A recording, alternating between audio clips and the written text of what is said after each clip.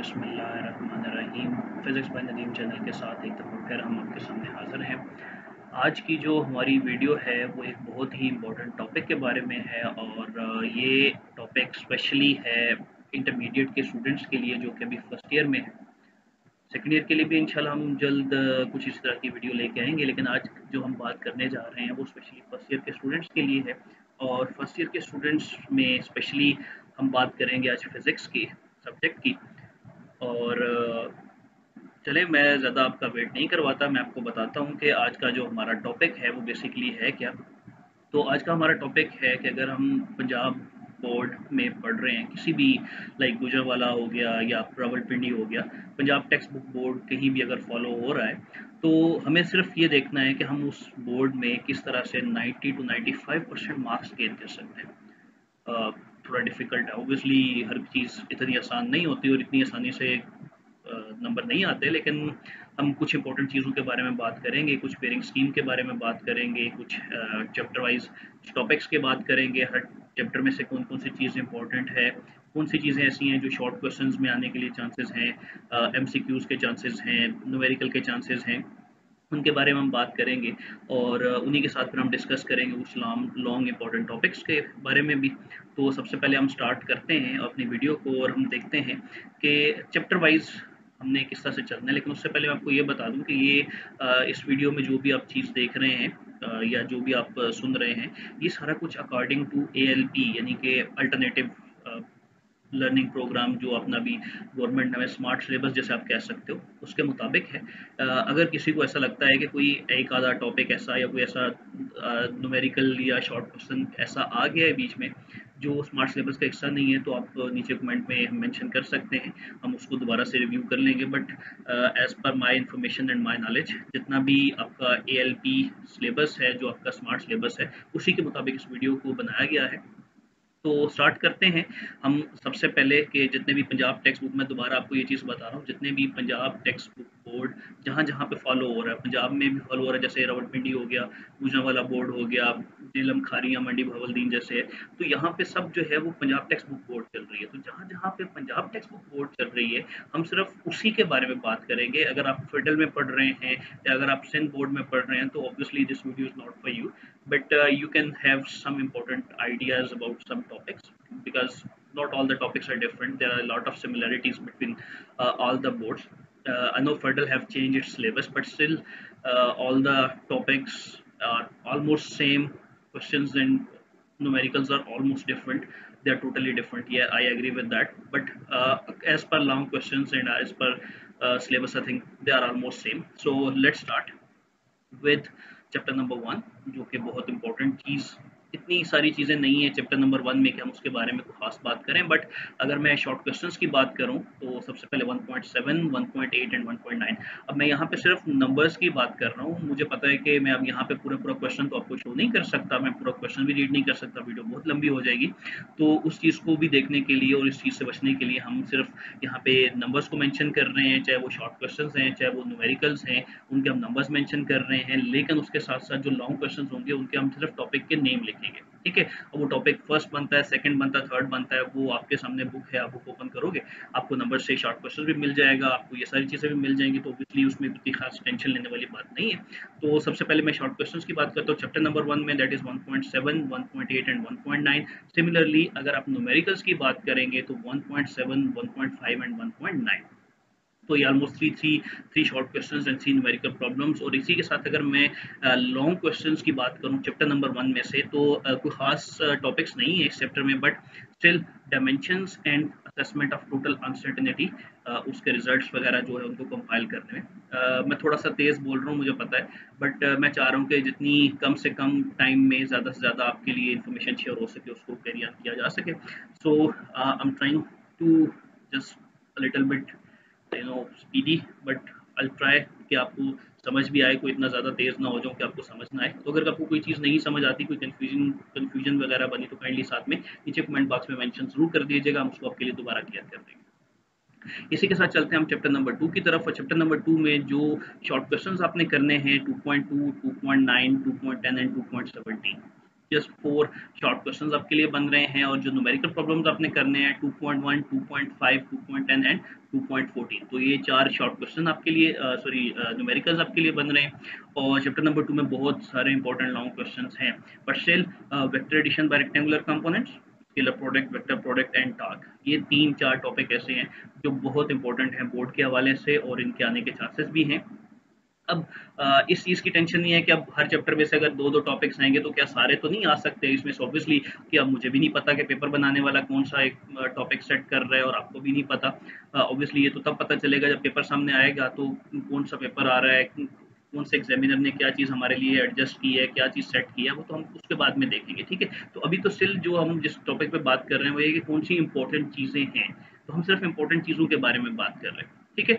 तो इसी के साथ चलते हैं हम अपने थर्ड चैप्टर की तरफ। वो थर्ड चैप्टर जो है उसमें से भी शॉर्ट क्वेश्चंस देखते हैं। सबसे पहले 3.9, 3.10 एंड 3.30, ठीक है? तो ये 3 शॉर्ट क्वेश्चंस हैं जो इम्पोर्टेंट हैं। इसी तरह से न्यूमेरिकल प्रॉब्लम्स की अगर मैं बात करूँ तो इसमें काफ़ी सारे न्यूमेरिकल प्रॉब्लम्स हैं, जिनमें 3.3, 3.6, 7, 8, 10, 11 और 30, ये वो न्यूमेरिकल्स हैं। मैं दोबारा बोल देता हूँ, 3.3, 6, 7, 8, 10, 11 एंड 13, ये वो न्यूमेरिकल्स हैं जो बहुत इंपॉर्टेंट हैं। और अगर मैं लॉन्ग टॉपिक्स के हवाले से बात करूँ, तो लॉन्ग टॉपिक्स के हवाले से आपके पास न्यूटन्स लॉ है इन टर्म्स ऑफ मोमेंटम। ये शॉर्ट सा क्वेश्चन है, बट इतना इंपॉर्टेंट क्वेश्चन देखने में नहीं लगता, but still this is an important one, तो इसलिए इसको भूलना नहीं आपने। Law of conservation of momentum and the projectile motion, ये इंपॉर्टेंट चीज़ें हैं जो इसमें आपने देखनी है। प्लस इसमें जो आपके पास इंपॉर्टेंट चीज़ एक और है, वो आपके पास इलास्टिक कोलिजन है, elastic collision in one dimension, बहुत इंपॉर्टेंट चीज़ है, उसको नहीं आपने भूलना। यहाँ पे मेंशन नहीं है, बट स्टिल मैं आपको बता रहा हूँ, Newton's law in terms of momentum, law of conservation of momentum है, प्रोजेक्टाइल मोशन है, और इसी के साथ साथ आपके पास elastic collision in one dimension भी इसके साथ शामिल। तो चैप्टर नंबर 4 की तरफ चलते हैं जी। चैप्टर नंबर 4 हमारे पास है, जिसमें अगर मैं शॉर्ट क्वेश्चंस की बात करूं तो 4.2, 4.4, 4.5, 7 एंड 9, ये 5 शॉर्ट क्वेश्चंस आपके लिए बनते हैं। अगर मैं न्यूमेरिकल प्रॉब्लम्स की बात करूं तो 1, 2, 4, 5, 6, 1, 2, 4, 5, 6, 7 एंड 8, ठीक है? अब मुझे पता है कि आप ये भी देख रहे होंगे, अगर आप स्मार्ट सिलेबस को सामने रखें तो ये आप कह रहे होंगे कि सारे तो सारी चीज़ें ही बोलते जा रहे हैं, बट ये सारी नहीं है। अगर आप इसको देखोगे पूरे का पूरा, तो अगर टोटल को शेयर करोगे तो इसमें से एक एक दो दो अगर कम करते जाओ चीज़ें, तो भी आपके पास जो है अराउंड 10 टू 15 टॉपिक्स ऐसे निकल जाएंगे जो कि आपको बॉदर भी कर रहे होंगे, जो थोड़े डिफिकल्ट भी हैं, बट वो बोर्ड के हवाले से इतने इंपॉर्टेंट नहीं है। इसी तरह से बहुत सारी अमाउंट न्यूमेरिकल्स की भी यहाँ से स्किप है, जो कि आपके स्मार्ट सिलेबस का हिस्सा है।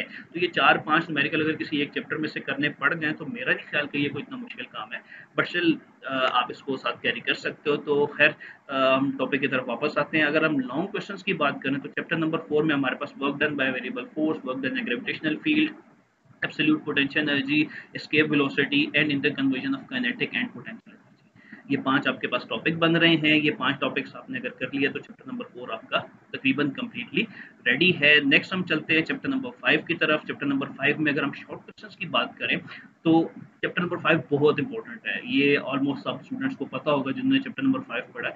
और जो कुछ हालात रहे हैं हमारे कोविड की सिचुएशन के मुताबिक या कोविड के टाइम के मुताबिक, तो जहाँ तक मेरा ख्याल है ये वो चैप्टर है जो तकरीबन तमाम स्टूडेंट्स ने ऑनलाइन पढ़ा होगा, क्योंकि कुछ टाइम शेड्यूल ऐसा था कि ये चैप्टर उन दिनों में चल रहा होता है जो हमारे पास कोविड की वजह से ऑफ थे। बट स्टिल ओके, मैं ज़्यादा इधर उधर नहीं जाता, शॉर्ट क्वेश्चंस की तरफ वापस आते हैं। 5.1, 3, 5, 9 एंड 10, 1, 3, 5, 9 एंड 10, ये आपके पास शॉर्ट क्वेश्चंस हैं। अगर मैं न्यूमेरिकल की बात करूं तो 5.1, 2, 3, 5 एंड 6, ये 5 आपके पास जो है वो न्यूमेरिकल प्रॉब्लम्स बनते हैं। उसके बाद हम टॉपिक्स की तरफ चले जाते हैं। तो टॉपिक्स में हमारे पास जो है काफ़ी सारे टॉपिक्स हैं इसमें, क्योंकि ये बहुत इंपॉर्टेंट चैप्टर है। मैं बार बार इस चीज़ को साथ में आपको बता रहा हूँ कि बहुत इंपॉर्टेंट चैप्टर है। So centripetal force, moment of inertia, angular momentum, rotational kinetic energy and real and apparent weight. अब आप ये देख रहे होंगे कि मेरी शायद नज़र जो है वो थोड़ी नीचे जा रही है, तो यहाँ पे मेरे सामने एक स्क्रीन है जैसे मैं देख के आपको बता रहा हूँ। बहुत सारी चीज़ें मैं नोट करके रखी हुई हैं मेरे पास यहाँ पे, और मैं उन्हीं के मुताबिक आपको साथ साथ जो है वो इसको गाइड भी करता जा रहा हूँ, आपको बताता जा रहा हूँ। तो होपफुली आपको होपफुली मेरी आवाज़ आप तक क्लियर पहुँच रही होगी, पंखे का शोर इतना ज़्यादा आपको नहीं आ रहा होगा, और ये भी उम्मीद करता हूँ कि आपको साथ साथ समझ भी आ रही होगी। तो इसी के साथ चैप्टर नंबर 6 की तरफ चलते हैं जी। चैप्टर नंबर 6 फ्लूइड के बारे में है, इंपॉर्टेंट और इजी चैप्टर है, कोई इतना मुश्किल चैप्टर नहीं है। तो इसके शॉर्ट क्वेश्चंस की अगर बात करें तो 6.1, 6.3, 4, 9 एंड 10, 1, 3, 4, 9 एंड 10 ये आपके पास शॉर्ट क्वेश्चंस हैं। और अगर हम न्यूमेरिकल की बात करें तो 1, 2, 7 एंड 9, 1, 2, 7 एंड 9 ये आपके पास चार जो है वो इसके न्यूमेरिकल प्रॉब्लम्स हैं। और अगर मैं इसके टॉपिक्स के हवाले से बात करूं तो टॉपिक्स में आपके पास टर्मिनल वेलोसिटी है, बर्नौलीज इक्वेशन है, एप्लीकेशंस ऑफ बर्नौलीज इक्वेशन। अब एप्लीकेशन ऑफ बर्नौलीज इक्वेशन में आपके पास जो है वो ब्लड फ्लो भी आ जाता है, उसकी जो तीन इक्वेशंस हैं, तीन डिफरेंट वन, वो भी आपके पास आ जाती हैं। तो ये तकरीबन आपके पास ऑलमोस्ट चैप्टर 6 इज फुल। इसकी अगर लॉन्ग के हिसाब से बात करें तो ये तकरीबन सारे टॉपिक्स ही आपके पास बनते हैं। चैप्टर नंबर 7 5 के बाद एक और इम्पोर्टेंट चैप्टर जो है वो चैप्टर 7 है। अगर उसकी मैं शॉर्ट क्वेश्चंस की बात करूं तो वो आपके पास जो है 4, 5, 6, 7 एंड 13 है। यस, 4, 5, 6, 7 एंड 13 ये पांच शॉर्ट क्वेश्चंस आपके पास बनते हैं। न्यूमेरिकल्स के हवाले से बात करें तो 1, 2 एंड 5 ये तीन न्यूमेरिकल आपके पास बनते हैं। और अगर मैं लॉन्ग क्वेश्चंस के हवाले से बात करूं तो maths attack to the spring in simple harmonic motion, velocity and acceleration of point n, ये वही है जो सिंपल हार्मोनिक मोशन में आपके पास 7.2 आई थिंक बनता है। सिंपल पेंडुलम आपके पास आता है, energy conservation in simple harmonic motion है, एंड रेजोनेंस। रेजोनेंस जो है वो शॉर्ट क्वेश्चंस के हवाले से काफी इंपॉर्टेंट है, एप्लीकेशंस ऑफ रेजोनेंस और कहाँ कहाँ पे उसके एडवांटेजेस क्या है, डिसएडवांटेजेस ऑफ रेजोनेंस, ये उसके हवाले से आपके पास जो है वो आता है। ठीक है जी, चैप्टर नंबर 8 की तरफ चलते हैं। एक और इम्पोर्टेंट, ये जो आखिरी चैप्टर्स हैं ये ऑलमोस्ट सारे इंपॉर्टेंट ही हैं, तो ऐसा नहीं है कि मैं हर चैप्टर के साथ इंपॉर्टेंट कहता जा रहा हूँ। ऑब्वियसली पूरी बुक इंपॉर्टेंट होती है, कोई सच हमारे पास सिलेबस तो है नहीं कि उन्होंने गैर जरूरी चीज़ें उसमें शामिल की हुई है, but still we are trying to figure के कुछ ऐसी इंपॉर्टेंट चीज़ें जो ज़्यादा अहम हैं बोर्ड के हवाले से। दोबारा बताता चलूँ, सिर्फ पंजाब टेक्स्ट बुक बोर्ड की बात हो रही है, जहाँ जहाँ पे Punjab text book board follow हो रही है फिजिक्स के लिए, उसकी बात कर रहे हैं। तो चले चैप्टर नंबर 8 के शॉर्ट क्वेश्चंस की तरफ चलते हैं। 8, 3, 7 एंड 10 ये आपके पास शॉर्ट क्वेश्चंस हैं। अगर मैं न्यूमेरिकल्स की बात करूं तो आपके पास 1, 4, 5, 6 एंड 7।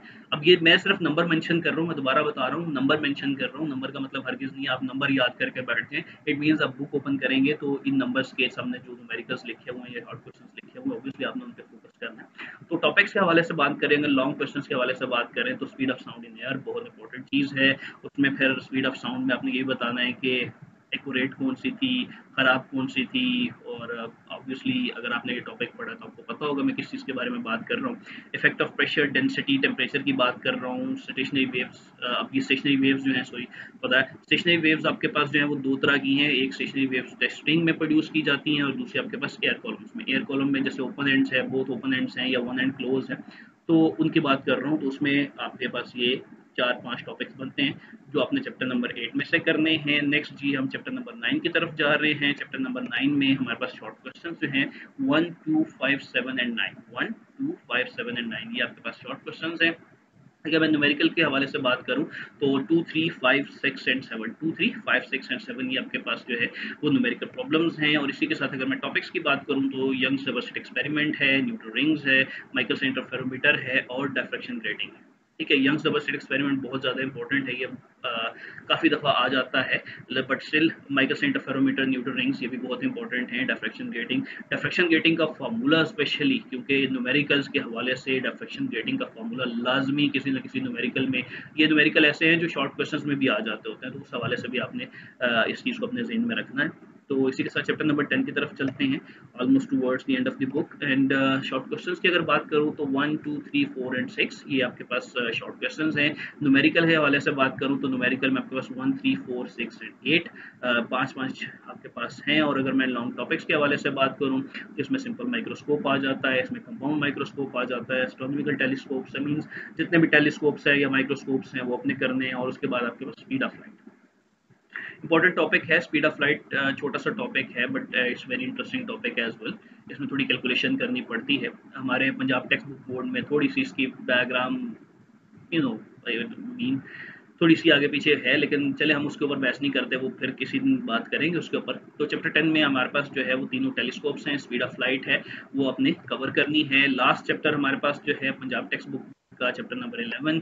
अगर मैं उसके शॉर्ट क्वेश्चंस की बात करूं तो शॉर्ट क्वेश्चंस में आपके पास 1, 2, 5, 6, 7, 11, इसमें ये समझ लें चैप्टर 11 आपने सारा ही करना है। चैप्टर 11 में each and everything equal importance की है। इसमें ऐसा नहीं है कि एक चीज़ बहुत ज़्यादा इंपॉर्टेंस की है दूसरी कम होगी, ये तकरीबन सारे एक जैसे हैं, एक बराबर इंपॉर्टेंस है। तो इसमें तकरीबन हमने सारा ही चैप्टर शामिल किया है। तो खैर मैं आपके लिए रिपीट कर देता हूँ, according to the ALP syllabus means smart syllabus.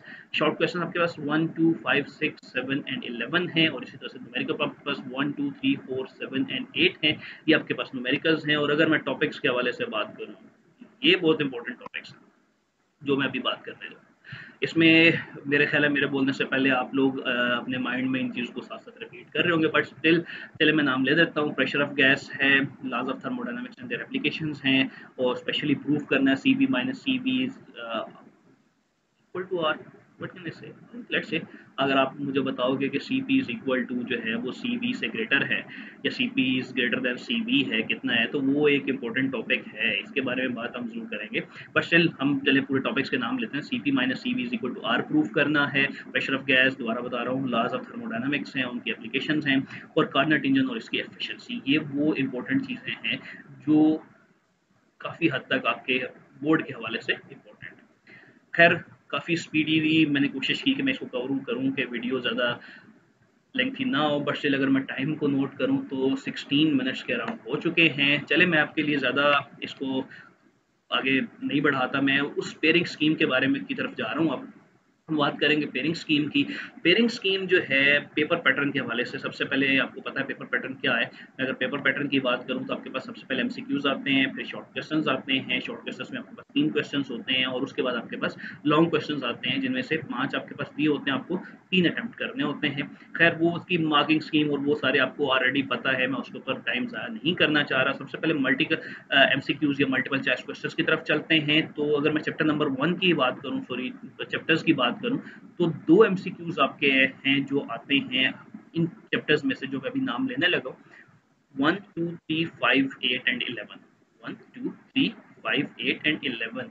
ये आपके पास जो है ये 6 चैप्टर्स ऐसे हैं जिनमें से कम 2 एमसीक्यूज आते हैं। तो 2 MCQs 6 chapter, that means 12 MCQs आपके पास हो गए। ये 1 हो गया, 2 हो गया, 3, 5, 8 and 11। 6 chapters, 2 MCQs from each, there are total 12। उसके बाद अगर मैं बात करूं तो आपके पास जो है बाकी रिमेनिंग चैप्टर्स जो हैं 4, 7, 9, 4, 6, 7, 9 एंड 10 अगर हम बात करें, तो उसमें आपके पास जो है उनमें से एक एक एमसीक्यू है जो आता है। तो अगर आपके पास 5 चैप्टर्स हैं, 5 चैप्टर्स का एक एमसीक्यू, तो 5 एमसीक्यूज। 12 एमसीक्यूज हमने पहले बात की है, और 12 और 5 एमसीक्यू, तो टोटल 17 एमसीक्यूज जो हैं वो आपके हैं। सॉरी, 17 एमसीक्यूज हैं जो आपके पेपर पैटर्न में आते हैं, और उन्हें हमने बता दिया है कि हम किस चैप्टर में से 2 एमसीक्यूज आ रहे हैं, या किस चैप्टर में से एक एमसीक्यू आपके पास आ रहा है। उसी के साथ हम चलते हैं पेयरिंग स्कीम की शॉर्ट क्वेश्चन के हवाले से, और फिर जैसे भी हमने एमसीक्यूज की बात की है, तो उसी तरह से हम बात करेंगे। अगर हम पहले क्वेश्चन की बात करें, अब शॉर्ट क्वेश्चन में आपके पास 3 क्वेश्चन होते हैं। पहला क्वेश्चन ऐसा होता है जिसमें आपको आउट ऑफ 12 8 क्वेश्चन अटेम्प्ट करने होते हैं। ठीक है, आउट ऑफ 12 8 क्वेश्चंस आपने अटेम्प्ट करने हैं, और ये 8 इंटू 2 16 मार्क्स आपके पास बनते हैं। अगर मैं बात करूं चैप्टर्स की, तो चैप्टर नंबर 1, 2, 3 एंड 6, 1, 2, 3 एंड 6, ये आपके पास जो है वो चैप्टर्स हैं जो इस पूरे क्वेश्चन में शामिल होते हैं। 1, 2, 3 एंड 6 यानी कि 12 क्वेश्चन जो हैं वो आपके इन 4 चैप्टर्स में से आएंगे, 1, 2, 3 एंड 6 में से। और इसमें जो है वो क्वेश्चंस पर चैप्टर अगर मैं बात करूं तो ये थोड़े से चेंज पैटर्न है यहाँ पे। या तो पहले चैप्टर में से समटाइम्स ज़्यादा भी आ सकते हैं, 3 से 4 क्वेश्चन आ सकते हैं। सेकंड में से ऑलमोस्ट 3 आते हैं, पर कंफर्म 3 में से चैप्टर नंबर 3 जो है उसमें से ऑलमोस्ट 4 आते हैं। इसी तरह से चैप्टर नंबर 6, चैप्टर नंबर 6 जो है वो थोड़ा डेविएशन रखता है। इसमें आपके पास शॉर्ट क्वेश्चन के हवाले से या तो इसमें से एक क्वेश्चन आता है, या फिर इसमें से 3-4 क्वेश्चन आ जाते हैं, और चैप्टर नंबर 1 में से एक आता है। ठीक है, तो चैप्टर नंबर 1 और चैप्टर नंबर 6 ये आपस में थोड़ा सा इंटर कन्वर्जन रखते हैं। अगर चैप्टर नंबर 1 में से 2 क्वेश्चन आ रहे हैं, तो हो सकता है 6 में से भी 2 आ जाएं, या 6 में से एक आ जाए, 1 से ज़्यादा आ जाए। थोड़ी सी डेविएशन रखती है, बट टू बी आप उसको कह सकते हो थोड़ा सा कि करीब तरीन करके जो मेरा थोड़ा नॉलेज है, या मैं अगर उसके हवाले से बात करूँ, तो ये 4:3:4:1 की रेशो है, जो कि थोड़ी सी चेंज हो सकती है 1 एंड 6 के लिए। उसके साथ से सेकंड क्वेश्चन जो है वो आपके पास है, उसमें भी आपके पास जो है वो 12 क्वेश्चन होते हैं, और 12 क्वेश्चन में से आपको 8 अटेम्प्ट करने होते हैं। अब इसमें कौन कौन से चैप्टर्स आते हैं, चैप्टर नंबर 4, 5, 7 एंड 8। 4, 5, 7 एंड 8, ये 4 चैप्टर्स हैं, और इन चारों चैप्टर्स में से आपके पास 3-3 क्वेश्चन आते हैं। 4 चैप्टर्स हैं और 3-3 क्वेश्चंस आपके पास आएंगे, तो ये 12 क्वेश्चंस आपके पास बन जाते हैं। इसमें से भी आपको 8 क्वेश्चंस अटेम्प्ट करने हैं, 16 मार्क्स का ये है। इसी तरह से चले जी लास्ट में चलते हैं। अब इसमें एक थर्ड क्वेश्चन आता है जिसमें आपके 9 क्वेश्चंस दिए जाते हैं, जिसमें से आपने 6 अटेम्प्ट करने होते हैं।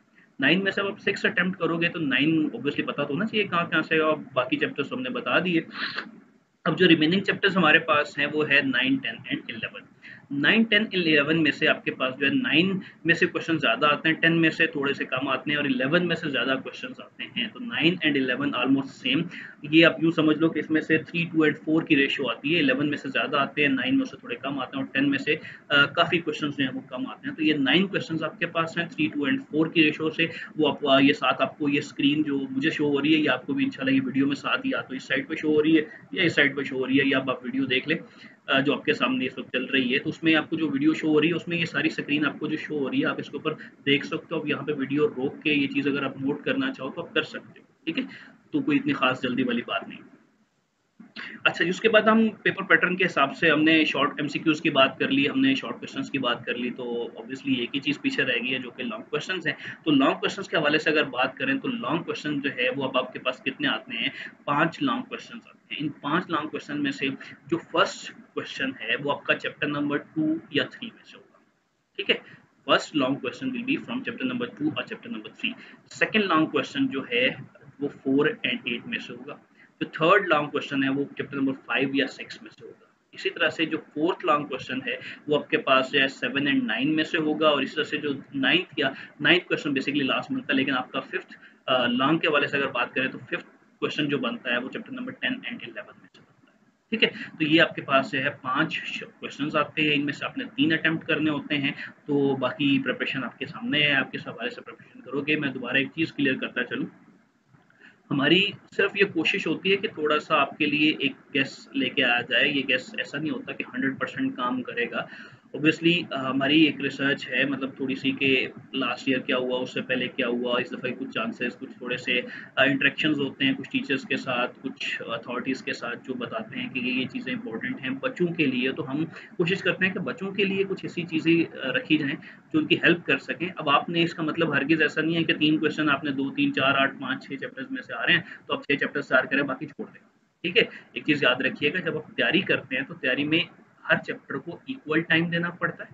और अगर आप इक्वल टाइम उसको नहीं देंगे, तो ऑब्वियसली इक्वल तैयारी नहीं होगी। और पेपर जो है वो किसी टाइम पेपर सेटर्स के माइंड में क्या है मुझे नहीं पता है, ठीक है? आपको भी नहीं पता है, किसी टीचर को भी नहीं पता होगा ऑब्वियसली, सिवाय उसके जिसने पेपर बनाया है। और फिर पेपर बनाने वाला कोई एक नहीं है, डिफरेंट टीचर्स बैठे हैं, हर एक बंदे की सोच डिफरेंट है, वो किस तरह का पेपर बनाता है, कौन-कौन सी चीज़ें उस हर बंदे के, मेरे लिए हो सकता है ये इंपॉर्टेंट हो, आपके लिए हो सकता है ये इंपॉर्टेंट हो ही ना, ठीक है? तो ये डिफरेंट चीज़ें हैं, तो पर्सन टू पर्सन वेरी करती। तो this is not 100%, but I am trying my best कि आपको इंपॉर्टेंट चीज़ें बताई जा सके, जिनको अगर आप फॉलो करें तो ऑलमोस्ट 90 टू 95% मार्क्स आ सकते हैं। बट स्टिल अगर आप इनको फॉलो कर रहे हो तो फिर ये सारी की सारी 100% आनी चाहिए। अब मैं ऐसे स्टूडेंट्स को भी जानता हूँ जो इस वीडियो को देखने के बाद कोशिश करेंगे इसका भी 50% तैयार करें, और मैं उन स्टूडेंट्स को भी जानता हूँ जो 33 मार्क्स लेने के लिए बैठे हुए हैं कि भाई 33 लेने हैं, इससे ज़्यादा मतलब ऑब्वियसली 27 वाला पास है तो मैं 33 से ऊपर नहीं जाऊँगा।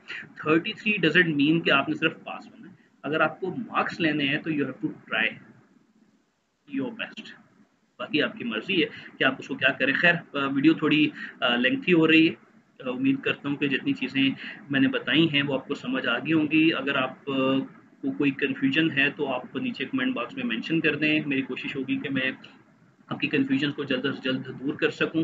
और उसके अलावा कोई क्वेश्चन है जो आपने पूछना, कोई ऐसा टॉपिक जो आपने पढ़ना हो, या कोई ऐसा टॉपिक जो आपको डिफिकल्ट लग रहा हो, तो आप इस चैनल में मेंशन कर सकते हैं। चैनल पे बहुत सारे टॉपिक्स ऑलरेडी मौजूद हैं, 4 टू 5 चैप्टर्स कंप्लीट मौजूद हैं। आप इस चैप्टर्स के ऊपर टॉपिक चैनल पे जाओ, चैनल की वीडियोस देखो।